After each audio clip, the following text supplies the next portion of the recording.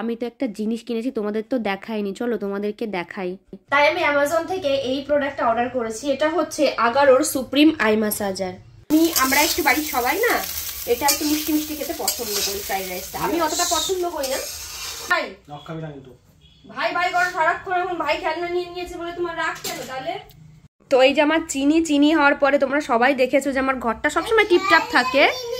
তো হচ্ছে মানে সারাদিন কাজবাজ বাদ দিয়েও যেটা আমার খুব বেশি করে করতে হয় সেটা হচ্ছে আমার বাচ্চার খেলনা গোছানো। এখানে একটা খেলনা, ওখানে একটা খেলনা, খাটে ছড়ানো, এই গোছাবো, এসে বাড়ি ঠোঙাটা ধরে একদম সব আবার বার করবে, আবার গুছিয়ে রাখবো, আবার এসে বার করবে। খেলবে তো না, শুধু বের করে করে এরকম ছড়িয়ে ছিটিয়ে রাখবে। যাই হোক, তবে চিনি অতটাও করে না, এখন ইদানিং যেন বেশিই করছে একটু। তো সেগুলোকে গুছিয়ে টুছিয়ে রাখলাম। এবার বিছানা টিছানা সব ঝাড়বো। আমার কিন্তু আজকে অনেক কাজ, তো সেগুলো ঝটপট করে নেব। তারপরে এক জায়গায় বেরোনোরও আছে, তো সেটা তোমাদেরকে পরে আমি বলবো। তো এখন খাটটা ঝেড়ে নিই। আর এই যে ব্ল্যাক কালারের ফার্নিচার দেখতে তো কত সুন্দর লাগে, কিন্তু এর যে মানে কত রকম প্রবলেম, মানে কি বলবো, ডেইলি এটাকে আমাকে ক্লিন করতে হয়, ডেইলি মানে 1 থেকে 2 বার তো করতেই হয়, না হলে একটা হুট করে লোকজন আসলে ভাববে কি হয়তো পরিষ্কার করা হয় না, খুবই মানে সমস্যার ব্যাপার। যাই হোক, কি আর করা যাবে। তো এখানে বেডশিটটা আমি সুন্দর করে সেট করে নিচ্ছি। আর আমার বেডটা সবসময় ক্লিন রাখতে আমি পছন্দ করি, আমার একদম ভালো লাগে না এলোমেলো বেড। আর বেডে আমি কোনো কিছু রাখতেও পছন্দ করি না, ওই বালিশ কাঁথা কম্বল, তাই 2টো বালিশ না রাখলেই নয়। ওই একটু শুতে গেলে হঠাৎ করে আবার সেই হাইড্রোলিকটা তুলে আমাকে মানে বালিশগুলো বার করতে হয়। তো এই যে আমার বাম্বু ট্রিটারও জল চেঞ্জ করা হয়নি, সেটাও চেঞ্জ করে নিলাম। আর যেহেতু ঘরে কোথার থেকে ধুলো ঢোকে আমি জানি না, ব্যাগগুলোও নোংরা হয়ে যায়, তাই ব্যাগটাও তুলে রাখলাম। ওই ব্যাগটা আমি রিসেন্টলি কিনেছি, খুবই সুন্দর দেখতে, ব্যাগ বাজার থেকে নিয়েছি, যেখান থেকে আমি ব্যাগ কিনি। তারপরে এই যে মানে যতই ভাবি একটু নিজের জন্য সময় বার করব, হয়েই ওঠে না। এখন এই যে বসলাম আজকে ব্লগটা এডিট করতে, তো এটা এখন এডিট করব, ভয়েস ওভার দেবো, অনেক কাজ। যাই হোক, তারপরে একটা ব্র্যান্ডেরও শ্যুট রয়েছে, তো সেগুলোও কমপ্লিট করব। আর ফোন দেখতে দেখতে আমার তো চোখ গেছে, তোমরা তো জানোই। আর তার সঙ্গে আমার মাথায় যন্ত্রণা, ভীষণ অসুবিধা হয় জানো তো। এই কিছুক্ষণ ফোনের দিকে তাকিয়ে থাকবো, ব্যাস, তারপরে আমার মাথায় যন্ত্রণা শুরু হয়ে যাবে। আর ওষুধ খেতে খেতে আমার খুব বাজে অবস্থা, আর এত মেডিসিন নেওয়া তো ভালোও না, তাই না? তাই ভাবছিলাম কি করা যায়, মানে এত প্রবলেমের মধ্যে পড়েছিলাম এটা নিয়ে। আর মাথায় যন্ত্রণা যাদের আছে তাদের মনে আলাদা করে শত্রুর প্রয়োজন হয় না। এই দেখো, এডিট কমপ্লিট হয়ে গেছে, এখন আমার মাথা ধরছে, চোখ জ্বলা করছে। তা আমার হঠাৎ করে মনে পড়লো আমি তো একটা জিনিস কিনেছি, তোমাদের তো দেখাইনি, চলো তোমাদেরকে দেখাই। তাই আমি অ্যামাজন থেকে এই প্রোডাক্টটা অর্ডার করেছি। এটা হচ্ছে আগারোর সুপ্রিম আই ম্যাসাজার। চলো ফার্স্টে এর প্যাকেজিংটা দেখে নিই। এর খুব সুন্দর প্যাকেজিং। এবার দেখাই তোমাদেরকে এটা কিভাবে ইউজ করতে হয়। ইউজ করা কিন্তু ভীষণই ইজি। দেখো এখানে অ্যাডজাস্টেবল বেল্ট আছে, এর সাহায্যে কিন্তু যে কোনো ফেসে এটা ভালোভাবে বসে যায়। তাই দেখো খুব ইজিলি এটা আমি অ্যাটাচ করে নিয়েছি। দেখো এই যে বড় বাটনটা দেখতে পাচ্ছ, এটা কিন্তু power and mood changing button. প্রথমে এটা প্রেস করে কিন্তু আমি অন করে নিলাম। এবার দেখো এর সাইডে যে ছোট ছোট 3টে বাটন আছে, এবার এই 3টে বাটনের কি কাজ সেটা ফার্স্টেই আছে এয়ার প্রেসার অ্যাডজাস্টমেন্ট, এটা সাহায্যে তোমরা প্রেসার অ্যাডজাস্ট করতে পারবে। এরপর আছে ভলিউম অ্যাডজাস্টমেন্ট, এবং সবশেষে রয়েছে টেম্পারেচার অ্যাডজাস্টমেন্ট, যার সাহায্যে তোমরা টেম্পারেচারটা অ্যাডজাস্ট করতে পারবে। এতে রয়েছে 5টি mood: soft mood, strong mood, relax mood, sleep mood আর ওয়েক আপ মুড। আমি সবসময় না সফট মুডটাই অন করি, এটাই আমার বেশি ভালো লাগে। এবার একটা কথা বলি, অনেকের মনে হতে পারে যে এটা হয়তো চোখের উপর একটা প্রেসার পড়ে, একদমই সেরকম ব্যাপার নয়, কেন কি এটা চোখে কিন্তু টাচই হয় না। আরো একটা কথা বলি, এটা কিন্তু তোমরা তোমাদের ফোনের ব্লুটুথের সঙ্গে কানেক্ট করে দেখলে কত ইজিলি এটা ফোল্ড করা গেল, মানে তোমরা সব জায়গায় কিন্তু ক্যারি করতে পারবে। আরো একটা কথা বলি, এর ম্যাটেরিয়ালটা কিন্তু ভীষণ সফট। আর এই দেখো একটা চার্জিং পয়েন্ট, এটা দিয়ে তোমরা চার্জ করে যে কোনো জায়গায় ক্যারি করতে পারো। এছাড়াও কিন্তু তোমরা তোমাদের ফ্যামিলির কোনো মেম্বারদেরকেও এটা কিন্তু গিফট করতে পারো। আচ্ছা, এটা কিন্তু শুধু একটা আই ম্যাসাজার নয়, এটা যাদের মাইগ্রেনের প্রবলেম আছে তাদের জন্যও কিন্তু এটা খুব উপকারী। আর এই দেখো অ্যাডজাস্টেবল বেল্ট, যে কোনো হেডে বা ফেসে ভালোভাবে এটা কিন্তু অ্যাটাচ হয়ে যাবে।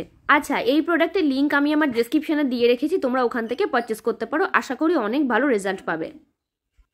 দেখো আমি একটু রেস্ট হয়ে রিল্যাক্স হয়ে তারপরে স্নান টান করে এসে এই যে পুজোয় বসে গেছি। তোমরা তো জানোই যে আগের দিন বাড়িতে কার্তিক ফেলেছিল, তো কোনো রকমে পুজো করছি। ইচ্ছা ছিল যে বেশ ভালো করেই পুজোটা করব, কেননা সেই বিয়ের প্রথম বছর বাড়িতে একবার কার্তিক ফেলেছিল, তারপরে এতগুলো বছর পর আবার যে ওরা কার্তিক ফেলবে এটা আমার সত্যি ধারণার বাইরে ছিল। তাই ভেবেছিলাম একটু ভালো করেই করব পুজোটা, কিন্তু সেটা হলো না। আমার আর আমার বরের কারোরই মন মেজাজ ভালো ছিল না। ভিডিওটা যেহেতু আমরা 2-3 দিন পরে এডিট করছি, সেহেতু তোমাদেরকে এখন বলি যে কি প্রবলেম, কি শারীরিক সমস্যা ছিল আমার। তো সেটা হচ্ছে যে তোমরা সবাই জানো এখন মেয়েদের মানে ম্যাক্সিমাম মেয়েদের কিন্তু ব্রেস্টে টিউমার বা ক্যান্সার এই ধরনের রোগ দেখা দেয়। এটা খুব বাজে জিনিস। আমরা গুগলে সার্চ করলে বুঝতে পারবো যে 90% মেয়েরাই কিন্তু এই ধরনের সমস্যায় ভোগে, তাই না? তো আমার রিসেন্টলি একটু কেন জানি না ওই ধরনের সিমটমস দেখা দিচ্ছিল। তো জিনিসটা নিয়ে এতটা টেনশনে, এতটা ভয়ে ছিলাম, মানে সেটা তোমাদেরকে বলে বোঝাতে পারবো না। আমি নিজের শরীর নিয়ে বা নিজের প্রাণ নিয়ে কখনো এতটা ভয় পাইনি এই সমস্যাটা হওয়ার পর যতটা ভয় পেয়েছি। আমি লিটারেলি কান্না করতাম যে যদি আমার এরকম কিছু হয় তাহলে আমি কি করব, মানে আমি বাঁচবো না, এরকম টাইপের উল্টাপাল্টা চিন্তা ভাবনা শুধু মনে আসে। আর দেখবে এই যখন অসুস্থ হই বা এরকম কিছু হয় না, তখন মানে সবসময় নেগেটিভ চিন্তা ভাবনাটাই আগে আসে। তো আমার ক্ষেত্রে ওইটাই হচ্ছিল। তা আমি ভেবেছিলাম আগে আমি শিওর হই তারপরে তোমাদেরকে জানাবো, না হলে আমি জানাবো না। যেহেতু এরকম একটা ব্যাপার আর কি, আমার চোখ মুখ দেখে বুঝতেই পারছো তো মানে কতটা সমস্যার মধ্যে ছিলাম আমি। তো মানে পুজো, মানে যেদিন পুজো হয় আমাদের বাড়িতে সেদিন অবধিও এরকম সমস্যার মধ্যেই ছিলাম। আমার কেন জানি না পেইন হচ্ছিল, হালকা হালকা পেইন হচ্ছিল, তাও আমার মনের মধ্যে একটা ভয় ধরে গেছিলো। একই জায়গাতে যদি কন্টিনিউ 1 সপ্তাহ যদি এরকম পেইন হতে থাকে তো সাধারণত একটু ভয়ই হয়, তাই না? তারপরে অনেক নেট ঘাটলাম, ডক্টরের সাথে কনসাল্ট করলাম, উনি বললেন এরম কিছুই নয়। আমার তারপরে পিরিয়ডসের ডেট জিজ্ঞেস করলেন, তো অনেক সময় নাকি পিরিয়ডস হওয়ার 1 সপ্তাহ বা 10 দিন আগে এরকম পেইন হয়, এটা খুবই নর্মাল। তো এখন আমি ভালো আছি, এখন ওই ধরনের কোনো পেইনের সম্মুখীন আমাকে হতে হচ্ছে না। তো এখন আমি শিওর যে না অন্য কোনো কারণে আমি যেটা ভাবছিলাম বা যেটা নিয়ে ভয় পাচ্ছিলাম ওইরকম কোনো ব্যাপার নয়। প্রত্যেকটা মেয়েকেই বলবো যে প্রচুর পরিমাণে জল খেতে, এক্সারসাইজ করতে। আর যদি কখনো এরকম কিছু ব্যথা বা কিছু অনুভব করো ইমিডিয়েট ডক্টরের সাথে কিন্তু কনসাল্ট করো তোমরা। কেন কি রোগ এইভাবে ফেলে রাখলে কিন্তু রোগের বৃদ্ধি হয়। তো যাই হোক, পুজোটা এইভাবেই আমি সম্পূর্ণ করেছি। দেখো এটা হচ্ছে তার 2 দিন পরের ভিডিও। হঠাৎ করে বরের বায়না হলো যে চিলি চিকেন খাবে আর হচ্ছে তার সঙ্গে ফ্রাইড রাইস খাবে, তো ওর জন্যই আর কি বানাচ্ছিলাম। তখন আমার মন মেজাজ অনেকটাই ঠিক ছিল, কেন কি ওই ব্যথাটা আর অনুভব করতে পারছিলাম না। আর যেহেতু পিরিয়ডসের ডেট আমার একদম কাছাকাছি ছিল, তো সেই জন্যই এরকম পেইন অনুভব করেছিলাম। আমি কাউকেই জানাইনি, এটা আমার বর আর আমি ছাড়া কেউই জানতো না, কেন মাকেও জানাইনি। বছর 4 আগে আমার এক দিদা মারা যান ব্রেস্ট ক্যান্সারে।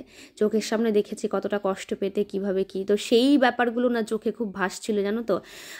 তো এই জন্য মনের মধ্যে একটা ভয় জমে গেছিলো, ওই জন্য মাকেও জানাইনি যে খালি খালি টেনশন করবে, আগে আমি শিওর হই কি না কি হয়েছে, আদৌ হয়েছে কি না, তারপরে আমি সবাইকে জানাবো। তো এখন আমি ভালো আছি, সুস্থ আছি। তো যাই হোক, তোমরা অনেকেই প্রে করেছো। আমি যখন ফেসবুকে একটু শেয়ার করেছিলাম, কি হয়েছে সেটা না, জাস্ট একটু প্রবলেম শেয়ার করেছিলাম যে একটু মানে সমস্যার মধ্যে আছি, একটু হেলথ ইস্যু হয়ে গেছে, তাতেই তোমরা অনেক অনেক গুড উইশেস দিয়েছো আমাকে, থ্যাংক ইউ সো মাচ। তো আজকের ভিডিওটা এখানেই আমি শেষ করলাম। তোমাদের কেমন লাগলো জানিও, দেখা হচ্ছে নেক্সট ভিডিওতে, টাটা।